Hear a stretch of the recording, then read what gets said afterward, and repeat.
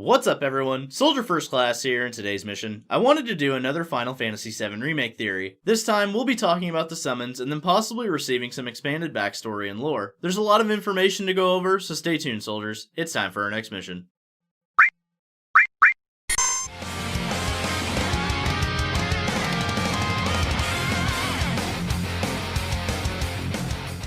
Before I begin, I'd like to give a special shout out to one of the best Final Fantasy VII YouTubers out there, 4-8 Productions, or as you may know him, Death Unites Us. His video on the connection between Final Fantasy VII and Final Fantasy X shared some information I'd like to elaborate on for this theory. I'll leave a link to his video in the description below. So getting onto the theory, there was some removed content from the original game that detailed the backstory of the summon materia. We've seen from the Watchmen of Fate that Nomura would like to bring back old concepts that got removed. This also means that certain backstories will be expanded upon, and one that I've always wanted to know is why certain materias became summons. We see all different types of materia, but other than a few tidbits from Sephiroth in the Nibelheim flashback, we don't really get any in-depth discussions about materia. This is extremely odd considering it's such a major part of the world of Gaia and a major part of the battle system. The reason this information is so amazing is because the origins of summon materia is never referenced anywhere else, even in official text or in-game. This is completely removed content that was never elaborated on. That being said, I believe this removed content will be placed back in the remake, and we could be getting these backstories for the summons again. So to help provide evidence for this theory, let's look at the removed content and see what it has to say. I'd like to thank the lifestream.net for translating this information, and we'll be leaving a link to it in the description below. We'll read the translation in parts, as it's actually a discussion between Aerith and Sephiroth inside the Temple of the Ancients. It also takes place either just before the Red Dragon boss fight or right after, but the poster wasn't sure. It starts with Sephiroth stating, "During the time when the ancients prospered, there exist beings that were brought up bathed in the light of abundant Mako.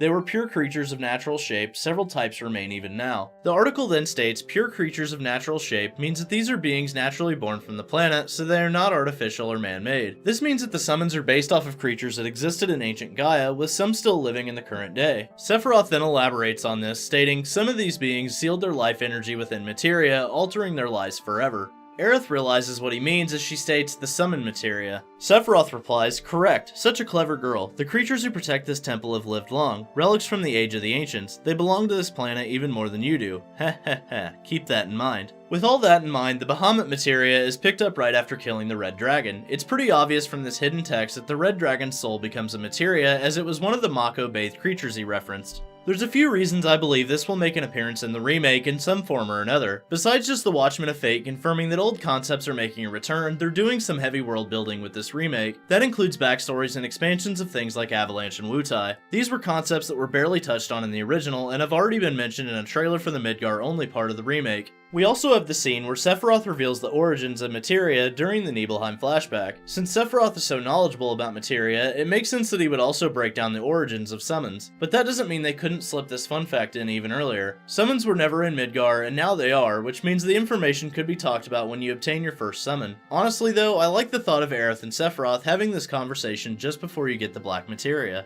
Outside of Final Fantasy VII, there have been other games in the series where summons have either a major or minor implication on the world's lore. The whole premise of Final Fantasy X was for the summoners to pray at each temple and get the summons and defeat Sin. This played into the whole religious overtones that carried throughout the game, but also made us realize that we were basically summoning people's souls as physical manifestations. It also featured the summons fighting next to Yuna, and Yuna would issue commands to her summons. This is similar to how Final Fantasy VII Remake is handling the summoning system. Final Fantasy XIV features the primals, and these massive creatures aren't just the subject of raids, but also carry a major impact on the story. Bahamut destroyed the world, which was a nice segue into Realm Reborn, which replaced the terrible 1.0 version that we don't talk about anymore. Final Fantasy XV featured summons, also known as astrals. These were the gods of the game, and they would be summoned to fight for Noctis and the party when they were in danger. There were also summons that played major roles in the story, including Shiva, Ifrit, and Bahamut. These three examples are why I believe that Final Fantasy VII Remake summons will receive this extra lore. They appear to want to make summons more than just a combat feature in recent games, and it makes a lot of sense for them to do so. These are super powerful creatures, and inside of Final Fantasy VII, we've never got an explanation behind their origins. There's also something that I want to bring up because it has some implications on the more powerful summons in the game. Sephiroth claims that summon materia comes from creatures, and the Red Dragon drops a dragon-related materia. So what does this mean for Knights of the Round? Obviously this is a reference to King Arthur, but I want to focus on the world of Gaia and its lore. We know the summon is found on Round Island, and it's an extremely old materia, but according to Sephiroth's words, it's the soul of a creature or a collective of creatures in the world. So what creature or creatures created it? Maybe we'll finally find out in the remake.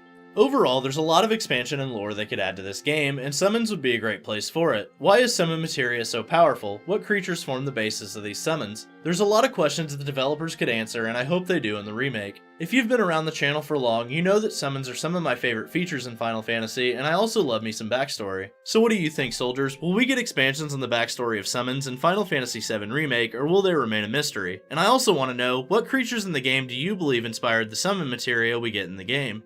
Thanks for watching, and don't forget to omni-slash that like button. Let me know in the comments section below if you want the summons to receive some extended lore in the remake. Subscribe to the channel, and ring that notification bell to join the ranks of Soldier today. And for all the latest Final Fantasy VII Remake news, rumors, and trailers, I'm Soldier First Class, and I'm on to the next mission. Later, guys.